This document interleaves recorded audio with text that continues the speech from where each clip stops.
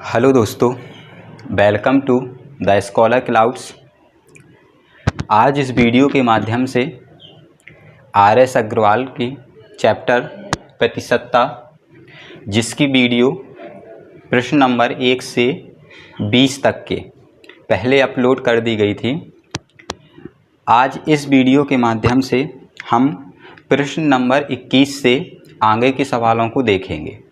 यदि आपने उससे पहले की वीडियो ना देखी हो तो आप चैनल पे जाकर पहले की वीडियो अवश्य देखें, जिससे आपको आगे के सवालों को समझने में कोई भी परेशानी ना हो।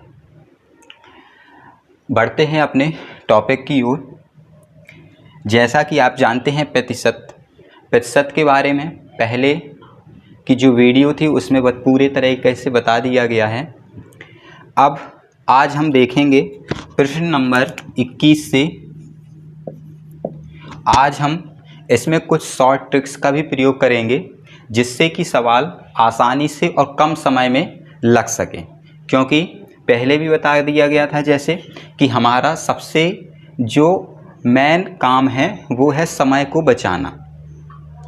तो आते हैं अपने सवाल की ओर। सवाल 21-20 तक के सवाल पहले भी आपको अपलोड कर दिए गए हैं।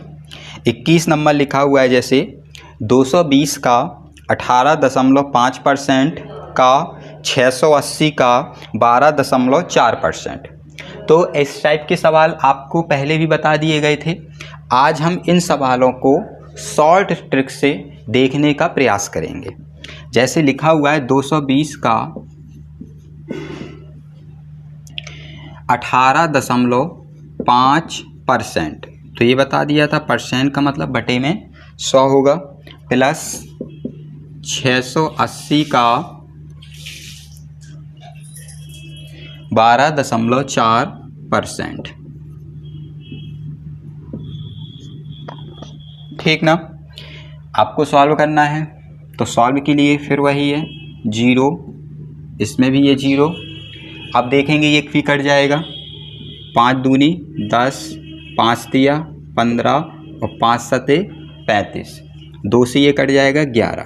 अब हमको गुणा करना है। 11 7 77 हासिल 7, 11 × 33, 33 और 7 40, एक अंक बाद दशमलव, प्लस इसी प्रकार से यहाँ देखेंगे तो देखते हैं हम यहाँ पे ये पूरी तरीके से नहीं कट सकती है संख्या।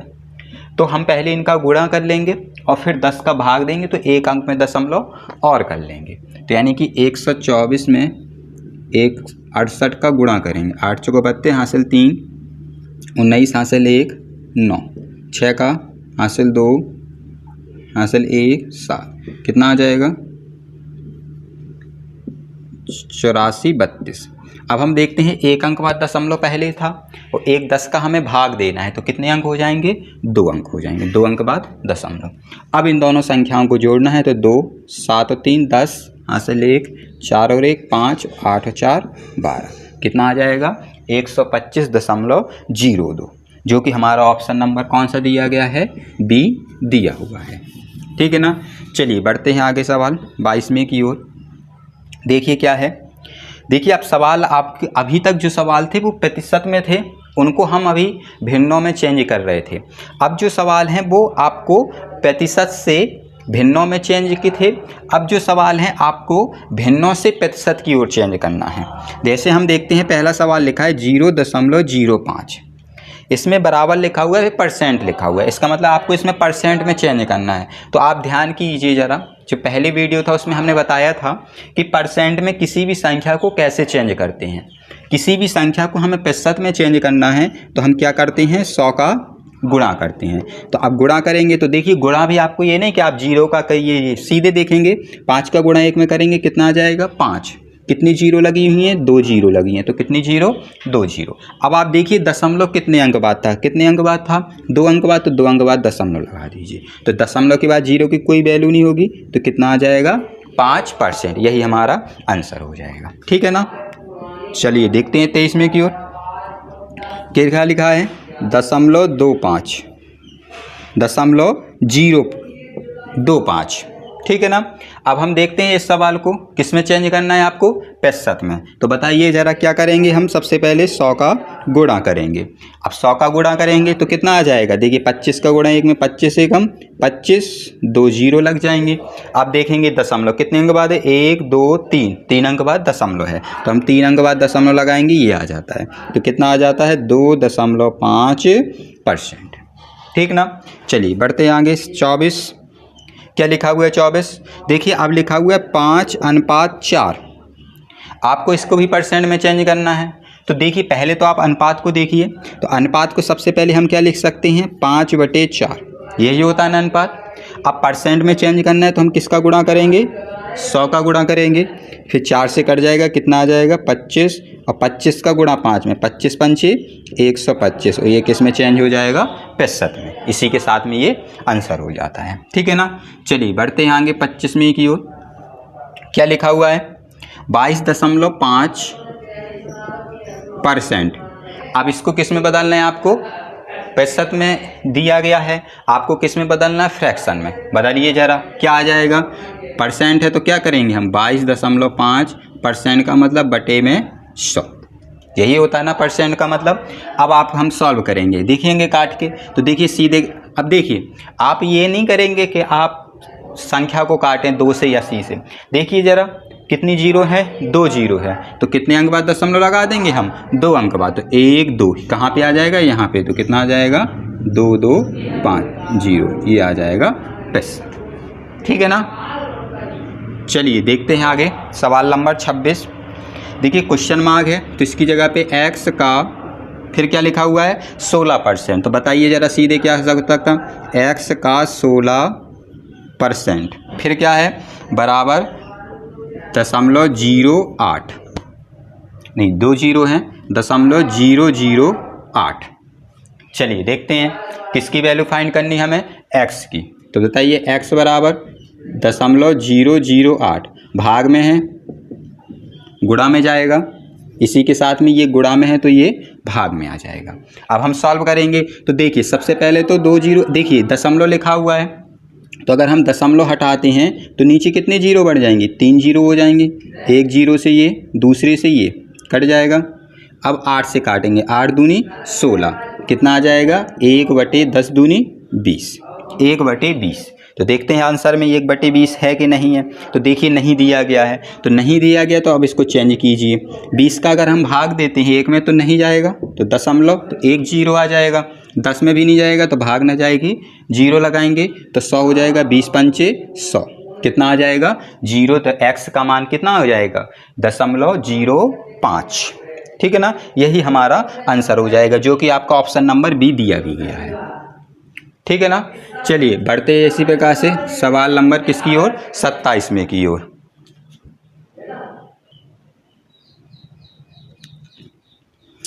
इसी के साथ देखते हैं आप 27वां नंबर लिखा हुआ है 130 का, फिर क्वेश्चन मार्क है, तो x%, इसके बाद में बराबर 11.7। तो देखिए ज़रा फिर वही है, x की वैल्यू है 111.7 गुणा, भाग है तो गुणा में, और ये गुणा में है तो ये भाग में, सीधा एक साथ में, जीरो से जीरो कैंसिल हो जाएगा, 13 से काटेंगे 13 नम्मा 117, तो कितना आ जाएगा 0.9। अब क्या करना है हमें, x बराबर गुणा करेंगे 10 नम्मा 90, एक अंक बाद दशमलव, तो कितना आ जाएगा 9।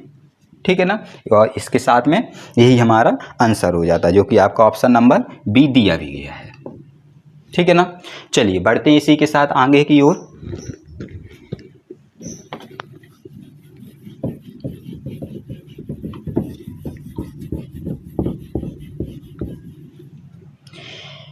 देखिए अगला सवाल लिखा हुआ है, अब 28वां नंबर है, जो 80 का 30%, तो 80 का 30% यही होगा। फिर बटे में क्वेश्चन मार्क लिखा है, तो क्वेश्चन मार्क की जगह हम x लिख लेंगे, बराबर में 24। अब देखिए ज़रा, देखिए आपने ये पढ़ा होगा कि जब बटे हो फिर उसके नीचे फिर बटे हो तो जैसे बटे लिखा हुआ है उसके नीचे फिर बटे लिखा हुआ है, तो पढ़ा होगा बाहर बाहर का गुणा करते हैं, अंदर अंदर का गुणा करते हैं, ठीक है ना। तो इसी प्रकार से हम यहाँ पे सॉल्व करेंगे, पहले हम बाहर बाहर का गुणा करेंगे, अंदर अंदर का गुणा करेंगे। लेकिन अब आपको इसमें एक चीज़ यही ध्यान देना होगी कि आप जब बाहर बाहर का जो भी संख्या बाहर की लिखी होगी उसका गुणा करें तो आप ये जरूर देखें, आप रटें नहीं कि सीधे हम बाहर बाहर में तो इनका गुणा करें। इससे पहले आपको ये जरूर देखना है कि इसमें जो मुख्य बटे है यानी कि जो मेन बटे है वो कौन सा दिया गया। तो देखते हैं हम सवाल में कि जो मेन बटे है वो आपका ये वाला है, ठीक है ना। तो जब ये वाला मेन बटे है तो इसका मतलब वो ऊपर जो अंश और हर होता है वो दोनों हो चुके। अब नीचे भी हमें अंश और हर चाहिए, तो देखिए केवल इसमें है यानी कि इसके नीचे हर नहीं है। तो अब आप जानते होंगे किसी भी संख्या के नीचे हम एक मान सकते हैं कि ऊपर मान सकते हैं। तो हमें पता है किसी भी संख्या के नीचे हम एक मानते हैं, तो इसके नीचे एक मानेंगे। तो अब क्या हो जाएगा, बाहर बाहर का गुणा में 80 गुणा 23 और गुणा में 1 आ जाएगा, तो 1 का कोई अंतर नहीं। अंदर अंदर में 100 गुणा x बराबर में 24। तो आपको ये बहुत ध्यान देना है, आपको ये कोई भी चीज़ रटना नहीं है कि सीधे बाहर बाहर का गुणा किया तो आपने x में साथ में किए। पहले आप ये देखिए कि इसमें जो मेन बटे है वो कौन सा है, तो ये रहा। फिर देखिए कि ऊपर अंश और हर दोनों हैं और नीचे अंश और हर दोनों हैं या नहीं है, या फिर कहाँ पे कोई भी अंक नहीं दिया गया है। अब सॉल्व करेंगे, ये 2 जीरो से ये 2 जीरो, 8 या 24 बटे में x बराबर में 24। अब हमें x की वैल्यू फाइंड करनी है, तो x बराबर 24 बटे 24 कितना आ जाएगा, 1, ठीक है ना, जो कि आपका आंसर नंबर सी दिया गया हुआ है। चलिए देखते हैं 28 में क्या, 29वां क्या है, 24 का x% फिर बराबर में 64। बताइए, देखिए x बराबर 64 गुणा 100 बटे 24। देखते हैं हम, 8 से कट जाएगा, 8 × 24 8 × 8 64 कितना आ जाएगा, 800 बटे 3। अब देखते हैं हम 800 बटे 3 दिया गया है या नहीं। देखते हैं हम नहीं दिया गया है, तो इसको आपको सॉल्व करना है किसमें, संयुक्त भिन्न में। संयुक्त भिन्न में आप जानते होंगे नीचे हर का भाग देते हैं, अंश में देंगे, 8 का भाग देंगे, 3 का भाग देंगे 8 में, 3 दूनी 6, 2 बचेगा, 20 हो जाएगा, 3 छंग 18, फिर से 2 3 छंग 18, 2 बचेगा, तो ये अंश हो जाएगा और ये हर, ये किस में चेंज हो जाएगा, संयुक्त भिन्न में, ठीक है ना। ये आपका आंसर हो जाता है। चलिए बढ़ते इसी के साथ में सवाल 30। अभी आपके जो ये सवाल दिए गए हैं, आपके सभी ये सवाल केवल कैलकुलेशन वाले हैं। अभी कुछ आगे आने वाले जो सवाल हैं जिसमें आपको जो ट्रिक्स होंगी वो का यूज करेंगे। लिखा है 500 का x%, 500 का x%। इसी के बाद में बराबर फिर लिखा हुआ है 300 का y%, ये हो जाएगा। फिर लिखा है तथा 200 का y% का x% बराबर 60 है, तो लिखा हुआ है x का मान ज्ञात कीजिए। तो देखिए एक समीकरण आपको ये दिया गया, इसी के बाद में फिर एक दूसरा है, क्या है, 200 का y% का x%, ये हो जाएगा 200 गुणा y गुणा x बटे 100, फिर बराबर में कितना लिखा हुआ है, 60। चलिए अभी आपको ये दो समीकरण दिए गए, इसमें आपको x की वैल्यू भी फाइंड करनी है और y की भी वैल्यू। तो देखते हैं हम पहले यहाँ पे, ये दोनों कट जाएगा, ये से ये कट जाएगा, कितना आ जाएगा, 5x बराबर 3y। तो अब यहाँ से या तो हम x की वैल्यू फाइंड कर ले हैं या y की। तो अगर हम x की वैल्यू निकालते हैं तो कितना आ जाएगा, 3/5y। अब यहाँ पे देखिए ये 2 जीरो से ये 2 आएगा, फिर y है तो y की जगह पे y और x की जगह पे हम कितना लिख सकते हैं, 3/5y, बटे में 1 बचा हुआ है बराबर में 60।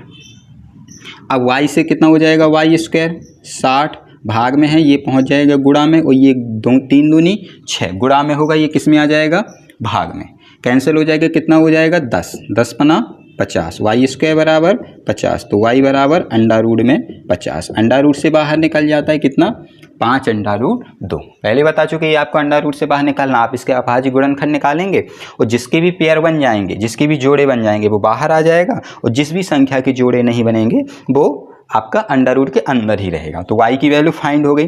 पूछ किसकी वैल्यू रहा है आपसे, पूछ रहा है आपसे x की वैल्यू। तो अब देखते हैं हमें y का मान पता चल गया कि इसमें रख दीजिए, तो आपको x की वैल्यू पता चल जाएगी। तो हम y का मान यहाँ पे रखते हैं, देखिए ज़रा, 3/5 अब y है, y की जगह पे हम क्या रखें 5 अंडा रूट 2, तो 5 से 5 कट जाएगा, कितना आ जाएगा 3 अंडा रूट 2, यही हमारा आंसर हो जाएगा। ठीक है ना। बढ़ते हैं आगे 31वें सवाल की ओर। देखिए आपकी ये सभी सवाल जो हैं वो केवल एक एक लाइन के ही हैं, आपको इसमें पेन की ज़रूरत कुछ भी नहीं है। आप सीधे सवाल को देखें और सीधे आंसर लाने की कोशिश करें, जिससे आपका समय बच सकता है। चलिए बढ़ते हैं आगे 31वां क्या है, एक संख्या के 45% का 15% यदि 105.3 है तो उस संख्या का 24% कितना होगा। तो सबसे पहले तो हमें संख्या पता होनी चाहिए, तो देखते हैं हम संख्या हमें पता नहीं है तो हम x मानते हैं, तो इसका 45% जानते होगे आप 45/100। फिर लिखा हुआ है का 15%, तो 15/100। फिर लिखा हुआ है यदि 105.3 है, यानी कि इसका जो ये परसेंट है वो कितना है, ये आता है। तो पूछ रहा है संख्या का 24%, यानी कि पहले तो हम संख्या ज्ञात करें, संख्या ज्ञात करने के बाद में उसका 24% हम सॉल्व करते हैं। तो पहले तो सॉल्व करेंगे x बराबर, देखिए अब जरा सीधे करेंगे, ये दोनों भाग में हैं तो गुणा, और ये गुणा में है तो ये भाग। ठीक, अब इसको सॉल्व करते हैं, काटते हैं, तो देखिए 5, पहले तो ये देखिए सीधे कट जाएगा क्या, तो 45 दूनी 90, कितना आ जाएगा 15, फिर 3 का तो इसका मतलब ये नहीं कटने वाला, तो अब इसी को काटते हैं, 5 तिया 15, 5 से 20, फिर पन्नम 45, 5 से 20। अब ये देखेंगे 3 से, क्या ये 3 से कट रहा है, तो देखिए रूल, आपके जो विभाज्यता के रूल हैं वो उसकी भी वीडियो आपके इसी चैनल पे है, तो रूल भी आपको बता चुके हैं। 3 के लिए बताया था, जोड़ के देखते हैं हम, 5 और 1 6, 6 और 3 9, 9 कट जाता है ना 3 से, देखिए 9 से भी कट जाता है 9, तो आप 9 से भी कट सकता है ये संख्या, 3 से भी कट सकती है। तो चलिए 9 से काटते हैं, 9 एकम 9, 1 बचेगा 15, 9 एकम 9, 6 बचेगा 0.97 63। अब 3 से देखते हैं, फिर वही है, जोड़ के देखिए, 1 और 1 2 और 7 9, 9 भी 3 से कट जाता है, फिर से काट देंगे, 3 त्रिका 9, 2 बचेगा 3 नम 27, कितना आ जाएगा 3.9 गुणा 20 गुणा 20। अब आप इनका गुणा कर लीजिए, आपका आंसर हो जाएगा। तो आप गुणा भी किसका, 2 दूनी 4, 4 का गुणा कर लीजिए, 4 नम 36, हासिल 3, 4 × 12 और 3 15, 2 जीरो हैं। अब दशमलव, एक अंक बाद दशमलव लगाएंगे तो कितना आ जाएगा 1560, यही हमारा आंसर हो जाएगा। अगला सवाल 32, ठीक है ना, तो समझ में आ गया होगा। देखिए सबसे पहले संख्या नहीं दी गई थी, तो x की उसका 45% फिर 15% ये दिया गया हुआ है। इसी के साथ में फिर आप उस संख्या का, जो भी संख्या दी गई है उसका कैलकुलेशन में पक्षांतर वगैरह करके x की वैल्यू फाइंड करेंगे। अभी ज़रा एक चीज़ और देखिए, इसमें 24% भी आपको निकालना है, तो अभी आप इसका 24% और निकालेंगे, 1560 का 24%, तो आप जानते हैं ऐसे होगा, 0 से 0 कट जाएगा, फिर 5 नहीं कटने वाला, तो आप गुणा कर लीजिए और फिर सीधे दशमलव लगा देंगे, तो 24 छिक्का 144, 14, 24 पंचे 120, 130, 134, 13, 24 से कम 24 और 13 37, एक अंक बाद दशमलव, तो ये हो जाएगा आंसर। ठीक ना। इसी के साथ में अगर आपको सवाल को और ज़्यादा शॉर्ट करना था तो आप इसी में, जैसे ये दिया गया था, जैसे आपको था क्या था 1053 गुणा 100 बटे 45 गुणा 15, ये था आपका। आपको पता था कि ये जो सॉल्व करेंगे तो हमारा आंसर आ जाएगा, संख्या आ जाएगी। अब आपकी इसमें किसका कितना परसेंट निकालना था, 24%, तो आप सीधे इसमें 24% भी निकाल सकते थे, तो थोड़ा सवाल शॉर्ट हो जाता, ये 100 से 100 कट जाता, इसके बाद में आप पूरा कैलकुलेशन करके सॉल्व कर सकते थे। ठीक ना। चलिए बढ़ते हैं 32 में। लिखा है 500 का 6/7 का 42% का 35%। ठीक ना। चलिए सॉल्व करते हैं, 0 2 0 से कट जाएगा, 5 से 20, 5 को 20, 5 सते 35, 2 दूनी 4, 2 से 21, 2 से द्वितीया 6, ये 7 से ये 7, तो देखते हैं हम सब कट गया, क्या बचा हमारे पास में 21 और 3, 21 × 63, यही आंसर हो जाएगा, जो कि आपका ऑप्शन नंबर अच्छा ई, कोई भी नहीं है इनमें से, ये ऑप्शन हो जाएगा। तो बढ़ते हैं आगे सवाल 33 की ओर।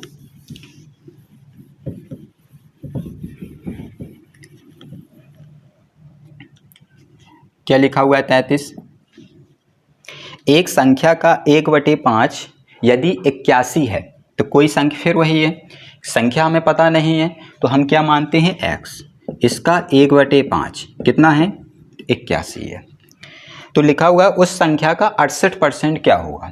तो पहले तो आप संख्या बताइए, भाग में है, किस में जाएगा, गुणा में।